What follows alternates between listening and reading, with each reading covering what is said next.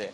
तो मैं चाहता हूं कि बीजेपी वाले एक बार मोहन भागवत जी की सुने, क्योंकि मोहन भागवत जी जो है वो बीजेपी के मेंटर है, एक तरीके से गॉड फादर है बीजेपी का। RSS is the God father of the BJP.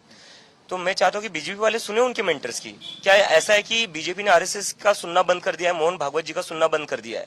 क्योंकि मोहन भागवत जी तो कहते हैं कि इनको एंटी नेशनल मत कहिए, लेकिन बीजेपी के नेता हमें वायरस कहते हैं। नितिन नबी जी कहते हैं कि जो बीजेपी के अध्यक्ष है वो कहते हैं कि ये कॉकरोच वायरस है। जो एजुकेशन मिनिस्टर थे धर्मेंद्र प्रधान, वो हमें आतंकवादियों की बी टीम कहते थे। तो कहीं ना कहीं मुझे ऐसा लग रहा है कि बीजेपी जो है वो आरएसएस का सुन नहीं रही है और आरएसएस से अलग जाकर कुछ कह रही है। तो मुझे लगता है बीजेपी वालों को आरएसएस की सुननी चाहिए, क्योंकि वो उनके मेंटर है। अब बीजेपी वाले खुद ही अपनी जमीन तबाह करने के लिए बैठे हैं, तो उसमें आरएसएस क्या करेगी? उनको तो सुननी चाहिए कि मत कहो जेनजी यूथ को। क्यों बात कर रहे हैं वो अपने जेनजी को? ये मत कहो आपकी वो एंटी नेशनल है।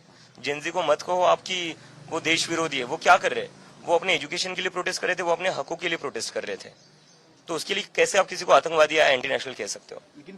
अगर उनके पास जानकारी नहीं है तो हम उनको वीडियोस भेजने के लिए तैयार है जहां पर पुलिस ने लाठियां चलाई है। और मुझे लगता है कि डेमोक्रेसी में सरकार को जनता का डर होना चाहिए।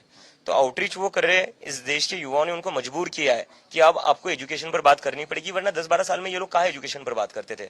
और मैं चाहता हूँ कि इस बार नरेंद्र मोदी जो है हमारे प्राइम मिनिस्टर, वो हर साल इंडिपेंडेंस डे को लाल किले से भाषण करते हैं।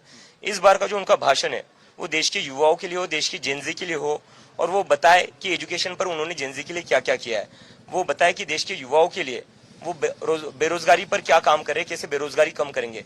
तो एजुकेशन और बेरोजगारी पर ये सरकार क्या कर रही है, इस पर नरेंद्र मोदी जी का भाषण डेडिकेटेड होना चाहिए 15 अगस्त।